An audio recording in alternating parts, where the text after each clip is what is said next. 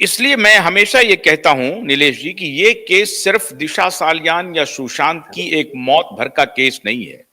इस केस में जैसे फिल्मों में होता है वो सब कुछ यहां पर एक्चुअल में दिख रहा है कि एक मुख्यमंत्री, उसका बेटा कैबिनेट मिनिस्टर है और उस स्टेट का एक सबसे बड़ा शहर जो देश का आर्थिक राजधानी है, उसका पुलिस कमिश्नर और उसके मातहत तमाम chain of police, inspector, constable से लेकर के एसीपी, डीसीपी, ये सबकी मिलीभगत हो करके एक लड़की के मृत्यु के मामले को दबाना, और उसके बाद जिस किसी ने भी आवाज उठाई, चाहे वो श्रीमान अर्नब गोस्वामी हो या नितेश राणे हो, नीलेश राणे हो, नारायण राणे हो, इन दोनों के खिलाफ कार्रवाई करना मतलब डिवास्टेटिंग। इतना ही नहीं, आपको याद होगा जब उस सुशांत के मामले में कुछ सवाल उठे थे कंगना रनौत के द्वारा, तो 24 घंटे के अंदर बुलडोजर भेज करके उनके घर को इंक्रोचमेंट का बहाना लगा करके बुलडोज किया गया।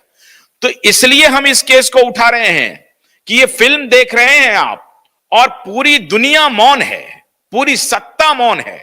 सवाल यह है नीलेश जी, क्या मुंबई के उस वक्त के पुलिस कमिश्नर परमबीर सिंह और मलवानी पुलिस स्टेशन के जो भी अधिकारी हैं जिसको आपने क्रिमिनल कहा, क्या उसके खिलाफ भी 302 का मुकदमा रजिस्टर होगा? क्योंकि वो भी इस मर्डर को बचाने में शामिल थे। वो लॉ क्या कहता है?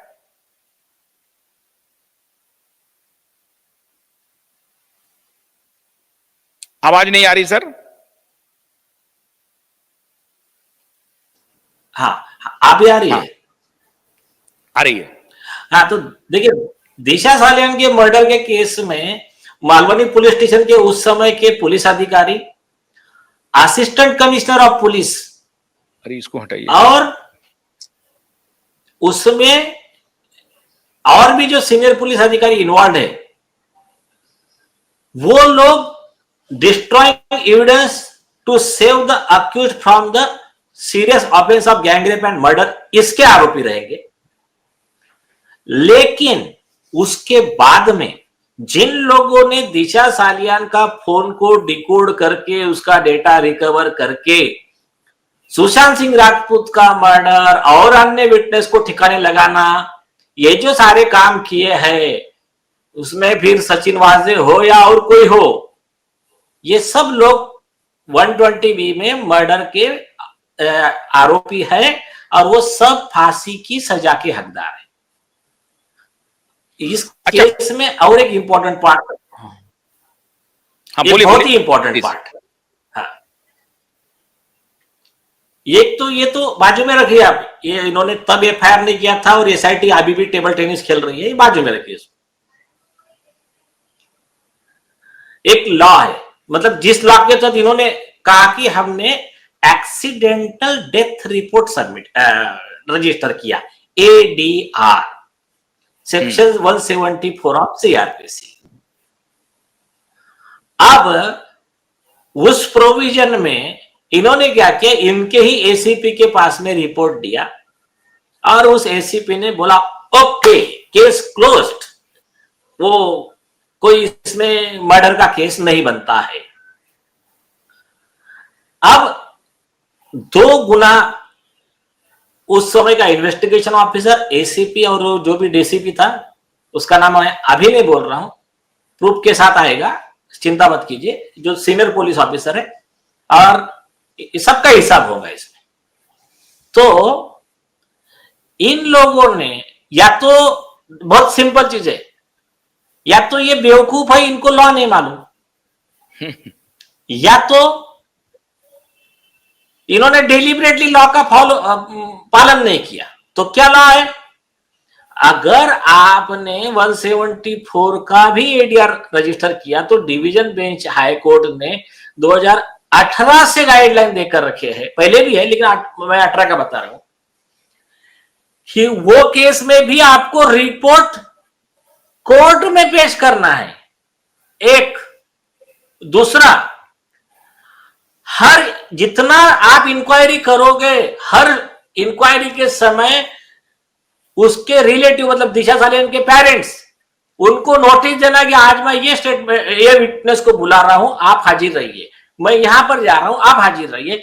Inquiry should be conducted in the presence of that relative.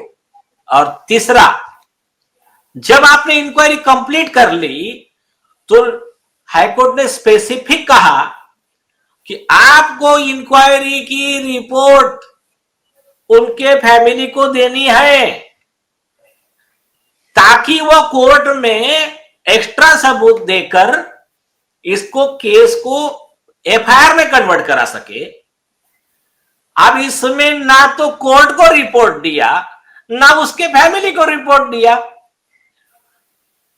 और जो भी मांग रहा है उनको कह रहे कि नहीं हम रिपोर्ट नहीं देते, बल्कि वो जो रिपोर्ट है वो पब्लिक डॉक्यूमेंट है, वो रिपोर्ट देने से पुलिस मना नहीं कर सकती।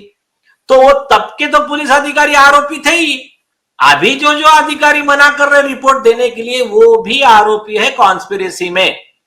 तो ये एक पार्ट हो गया।